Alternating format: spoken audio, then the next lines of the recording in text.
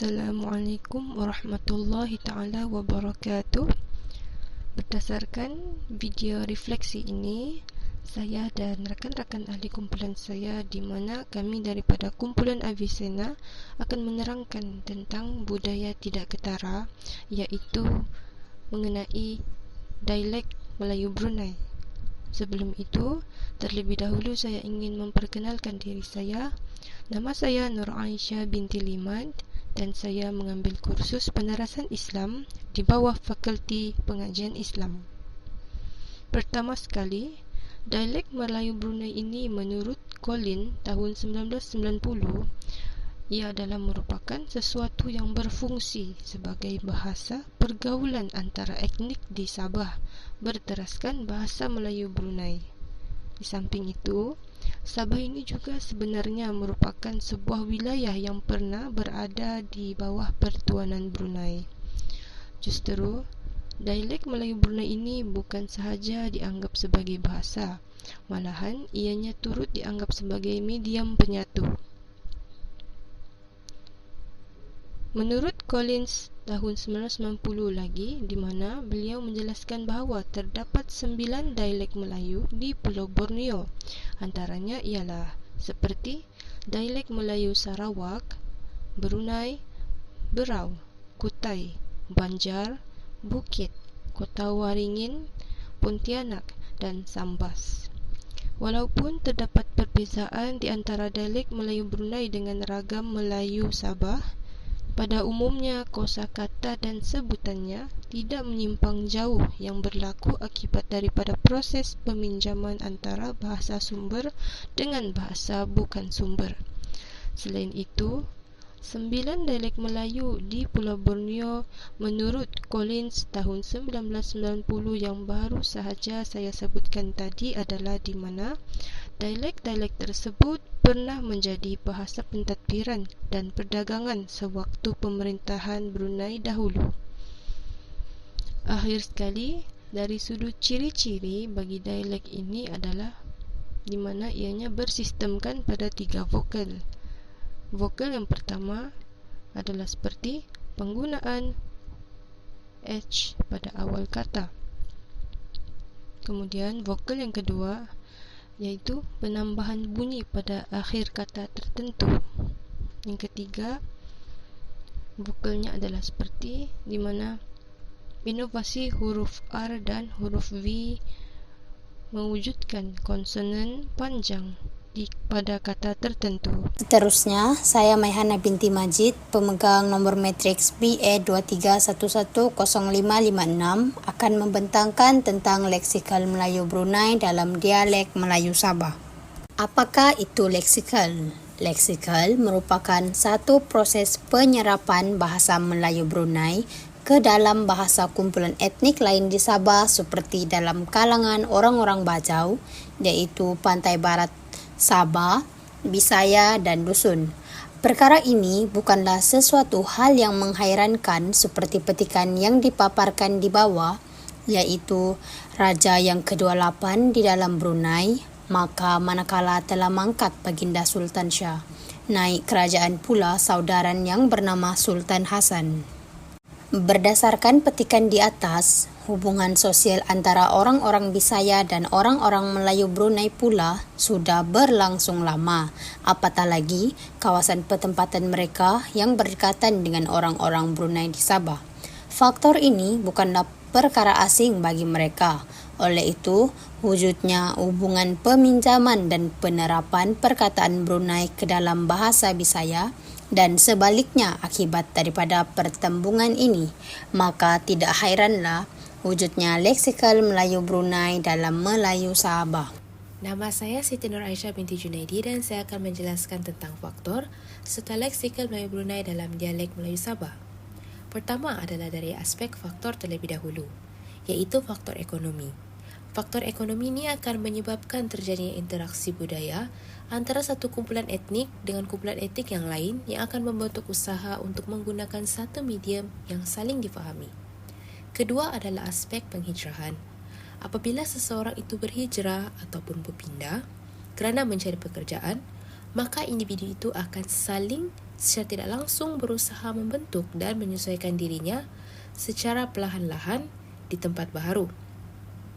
Ketiga adalah aspek kedwibahasaan, di mana individu itu akan menggunakan bahasa dominan di tempat baru, maka hal sedemikian secara tidak disedari akan melahirkan konteks linguistik dan sosial yang akhirnya akan membentuk satu medium interaksi dan bahasa baru serta membentuk proses dwibahasa kepada si penutur terlibat.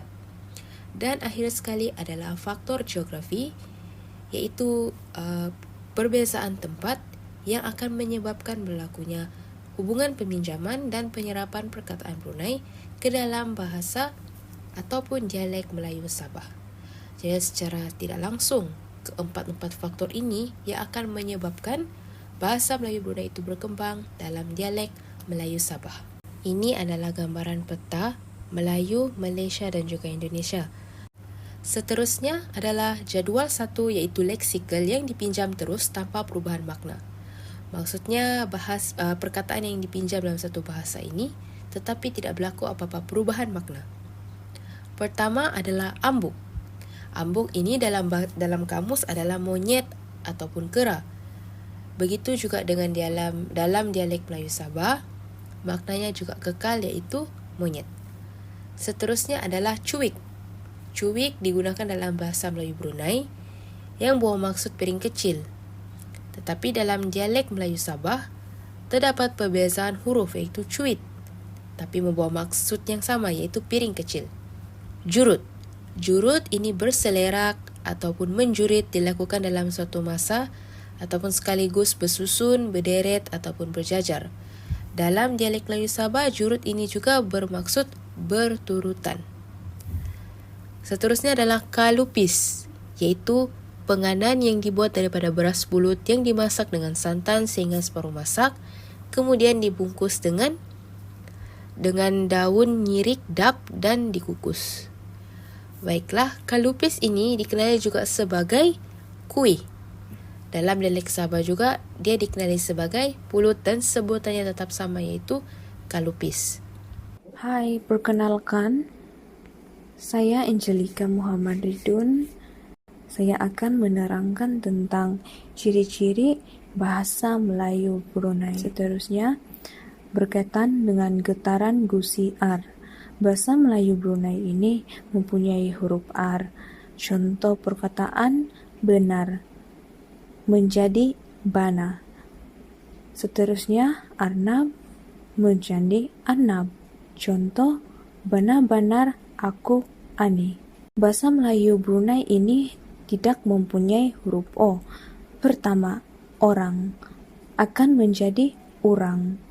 Seterusnya, perkataan boleh pula dalam bahasa Melayu Brunei menjadi buli. Contoh, bulinya orang.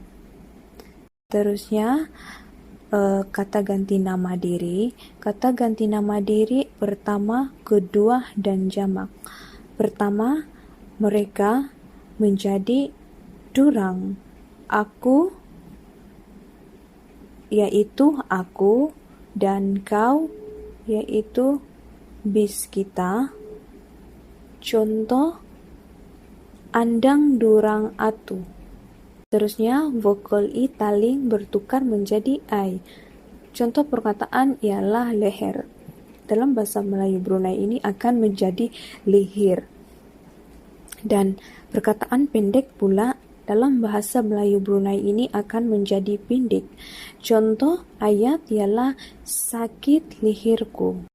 Salam sejahtera, saya Nur Farisha Atira binti Muhammad Sufian, nomor matriks PA 23110323. Saya akan membentangkan topik yang seterusnya, iaitu kosa kata unik dalam bahasa Kedayan. Contoh perkataan dalam bahasa Kedayan yang pertama ialah kalat mata, iaitu mengantuk. Seterusnya, cuik, yang membawa maksud mangkuk yang kecil. Selain itu, perkataan dalam bahasa Kedayan, damit, yang membawa arti kecil.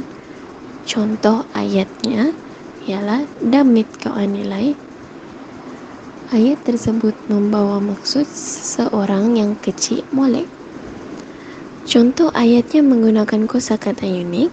Yang pertama ialah kapus-kapus aku naik tangga tadi. Kapus-kapus membawa maksud tercungap-cungap. Yang seterusnya, jangan kamu jalan di sana macam ada terlihat yang indah-indah, padis. Indah-indah membawa maksud yang bukan-bukan. Yang terakhir ialah buyuk, yang membawa maksud pembohong. Contoh perkataan kosakata unik yang pertama ialah abak-abak, yang membawa erti bergerak kembang kempis. Contoh ayat ialah abak-abak jantungku. Contoh ayat yang terakhir menggunakan perkataan caka yang membawa maksud suka dan rajin bekerja. Contohnya ialah caka-caka bekerja ani janluan malas. Secara kesimpulannya, bahasa Melayu Brunei juga diguna pakai dalam pelbagai aspek, misalnya dalam komunikasi seharian.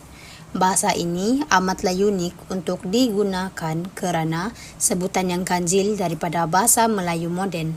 Diharapkan agar bahasa Melayu Brunei ini dapat diteruskan ataupun dikekalkan oleh generasi akan datang. Sesungguhnya, bahasa itu melambangkan sesuatu kaum. Bak kata pepatah, mari kita sama-sama berkurapa Brunei. Berikut merupakan antara jenis rujukan yang kami gunakan untuk menganalisis dan mengkaji tentang tajuk kajian kami. Yang pertama adalah Kamus Dewan Bahasa, yang kedua ialah jurnal, dan yang terakhir ialah artikel. Oleh itu sahaja dari kumpulan kami. Sekian, terima kasih.